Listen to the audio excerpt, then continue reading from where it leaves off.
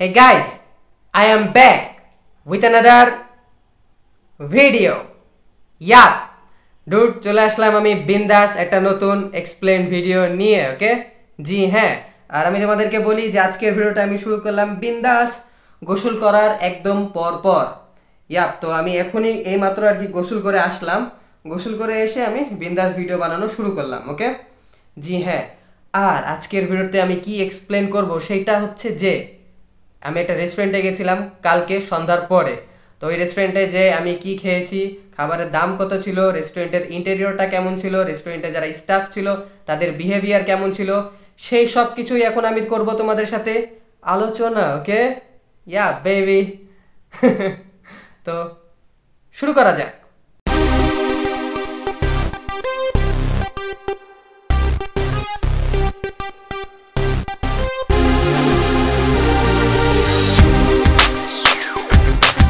তো এটাই, যাই হোক, এখন আমি সব কিছুর তোমাদেরকে একটা ছোট্ট ঝলক তো দেখাই দিলাম। এখন আসি আমরা আমাদের ডিটেইলসে, ওকে? Yeah baby. তো কালকে আর কি আমাকে আমার একটা ফ্রেন্ড কল দিয়েছিল হঠাৎ করে, একদমই হঠাৎ করে সন্ধ্যার পরে কল দিয়ে বললো যে আসলে একটু বাইরে যাব, তুমি যাবা নাকি? তো আমি বললাম যে কোথায় যাওয়া যায়, তো এমনি বললো যে এমনি যাবো এদিকে সেদিকে কোথাও ঘুরবো ফিরবো, মানে রেস্টুরেন্টে যাওয়ার তেমন কোনো প্ল্যান ছিল না। তো যখন দেখা হওয়ার পরে আবার হঠাৎ করে বললো কি যে কোনো একটা রেস্টুরেন্টে যাওয়া যাক। ফাইন, চলো যাই, ঘুরে আসি। তো আর কি মানে হঠাৎ করে আর কি সাডেন একটা প্ল্যান হলো রেস্টুরেন্টে যাওয়ার, ওকে? ইয়া, তো যাই হোক, আমি কালকে যে রেস্টুরেন্টে আমি গেছিলাম, তো সেই রেস্টুরেন্টে না আমি কোনোদিনও যাইনি এর আগে। ওর পাশে আরেকটা রেস্টুরেন্ট আছে, তো ওই পাশের রেস্টুরেন্টে আমি অনেক কয়েকবার গেছি, আর অনেক কয়েকবার আমি ভিডিও বানাইছি ওই রেস্টুরেন্টে। তো ওটাই, তো মনে হলো যে এটাতে তো যাই বারবার, কেননা আজকে পাশেটাতে যাওয়া যাক।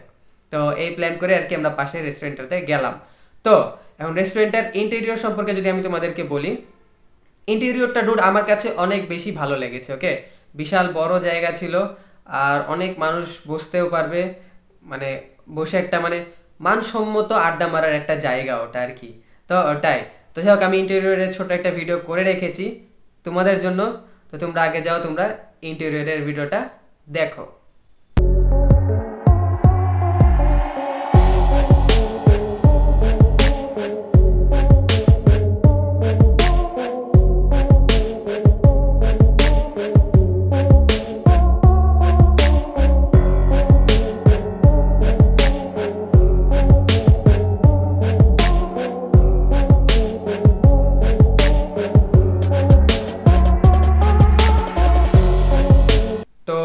এটাই ডুড, রেস্টুরেন্টটা কিন্তু বেশ বড় ছিল, ওকে?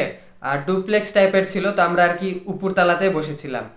আর খুবই সুন্দর ছিল আমার কাছে, মানে খুবই অ্যাস্থেটিক টাইপের একটু লেগেছে, ওকে? খুব একটা বেশি চমক ধমক নাই, একদম যে সিম্পল আছে তাও নাই, সব কিছু মিলাই গুছানো একটা রেস্টুরেন্ট, ওকে? ইয়া, তো বলা চলে যে ইন্টেরিয়রটাকে তো পুরো 10-এ 10 দেওয়া যায়। ভালো লেগেছে আমার ইন্টেরিয়রটা। আরেকটা ব্যাপার ছিল যে ওখানে একটা স্মোক জোনও ছিল। তো ইদানিং অনেক রেস্টুরেন্টেই আর কি স্মোক জোন করছে, বাট বেশিরভাগ স্মোক জোনগুলো হয় রেস্টুরেন্টের ভিতরে, ওকে? বাট এইটা আবার কি একটু বারান্দা টাইপের একটা জায়গাতে করে রেখেছিল। আমি যে কয়টা পার্সোনালি রেস্টুরেন্টে স্মোক জোন দেখেছি সেগুলো বেশিরভাগ সময় ভিতরে হয় বা আলাদা আরেকটা ফ্লোরে হয়। বাট এইটা দেখছি কি যে ডুপ্লেক্স যে পার্টটা আছে দোতলার, সেই পার্টটাকে অর্ধেক করে দিয়ে একবারে এমনি নর্মাল মানুষজন খাওয়া দাওয়া করছে, আর আরেক পারে যারা স্মোক করে তারা, মানে ওটা একদম খোলামেলা পরিবেশ, বারান্দা টাইপের একটা জায়গা আর কি। তো ওটাই, তো যাই হোক, আমি ওই স্মোক জোনের আলাদাভাবে একটা ছোট্ট ভিডিও করে রেখেছি, তোমরা সেটা দেখো।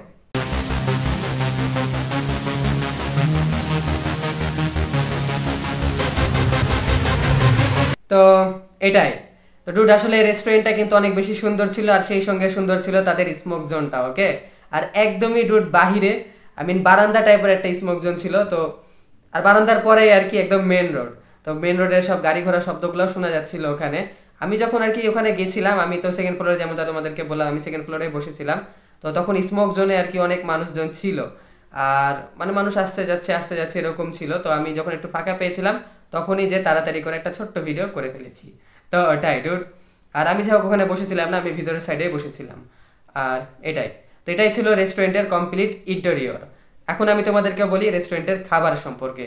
তো ডুড, রেস্টুরেন্টে আমরা অর্ডার করেছিলাম একটা ক্যাসিওনাট সালাদ, ওকে? ইয়াপ, তোমরা ঠিকই শুনেছো, শুধুমাত্র একটা ক্যাসিওনাট সালাদ অর্ডার করেছিলাম, আর 2টা মাউন্টেন ডিউ অর্ডার করেছিলাম।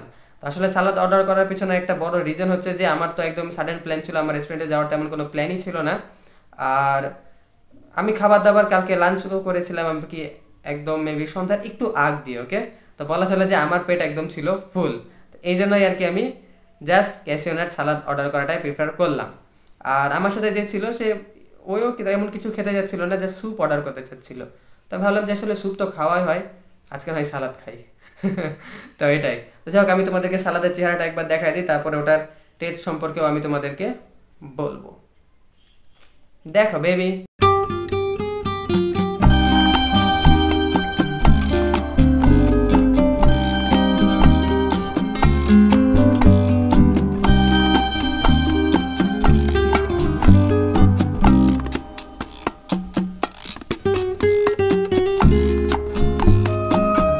তো এটাই ডুড, তোমাদের ওই সালাডটাকে দেখে কি মনে হলো? যে অনেক বেশি টেস্টি ছিল?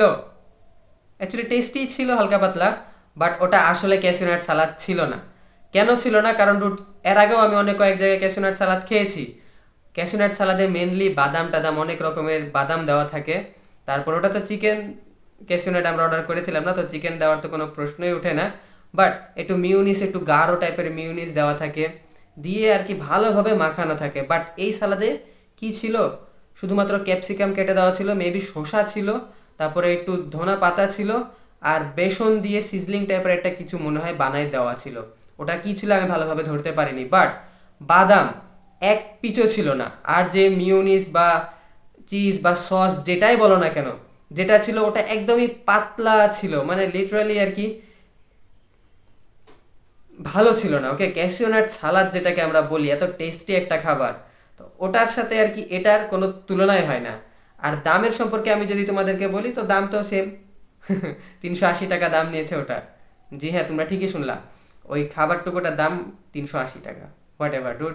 তো যাই হোক, আমি খাবার খাওয়ার একটা ভিডিও করে রেখেছি, খাবার খাওয়ার ভিডিওটা তোমরা দেখো, তারপর আমি তোমাদেরকে আরও কিছু কথা বলছি।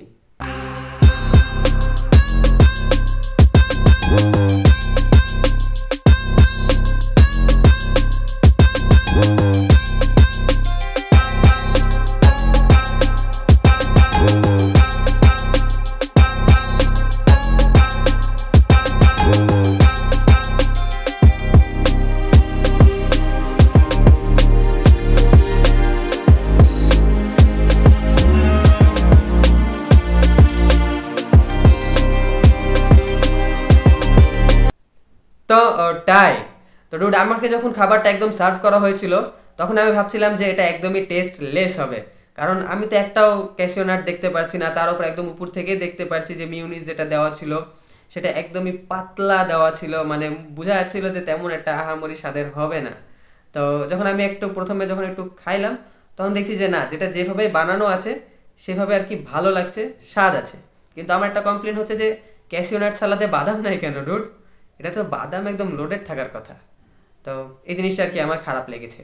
আর বাকি সব কিছুই আমার কাছে অনেক বেশি ভালো লেগেছে, কারণ তাদের যে ইন্টেরিয়র ছিল, তাদের যে ওয়েটারদের বিহেভিয়ার ছিল, তারপরে তাদের খাবার সার্ভ করার যে কোয়ালিটি, সব কিছুই একদম 10/10 বলা চলে। আর আরেকটা জিনিস যেটা 10/10, সেটা হচ্ছে কি যে তাদের মেনুতে সব কিছুর দাম একদম লেভেলে ছিল, ওকে। একদম অনেক বেশি হাই ছিল তাও না, আর অনেক বেশি লো ছিল তাও না।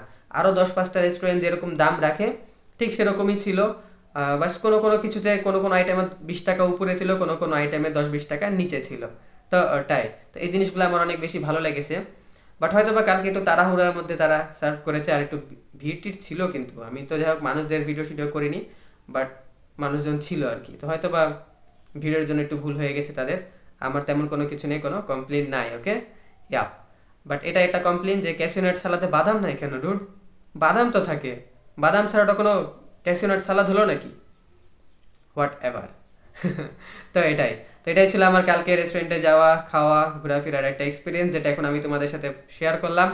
আর এটাই, আজকে ভিডিওতে তেমন কিছুই করব না, আজকে জাস্ট এভাবে করে এক্সপ্লেন করে দিলাম, এটাই। এখন যাই হোক, এখন আমি ভিডিওটাকে শেষ করে দেবো, ওকে। তো ভিডিওটাকে এখানে শেষ করে দিচ্ছি। ভিডিওটা ভালো লেগে থাকলে অবশ্যই তোমরা আমার চ্যানেলটাকে সাবস্ক্রাইব করো, ভিডিওতে একটা লাইক দাও, কমেন্ট করো, শেয়ার করো, ব্লা ব্লা ব্লা, রিচ ফর এভার বেবি। আর ওই রেস্টুরেন্টটাকে তোমরা যারা যারা চিনো, তারা অবশ্যই আমার এই ভিডিওটা ওই রেস্টুরেন্টের ওনারকে মেনশন করবা, ওকে। অবশ্যই, কারণ তাদের জানা উচিত যে আমি কি বললাম না। বাই।